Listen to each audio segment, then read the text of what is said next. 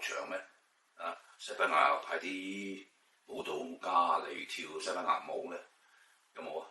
冇噶嘛。咁仲有咩咧？第三個更加係點講啊？更加係不知所謂，就係瑞士。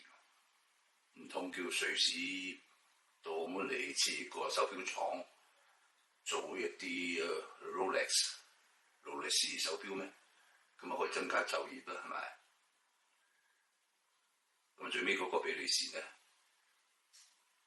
我真係諗嚟諗去咧，有咩目的咧，有咩意義咧？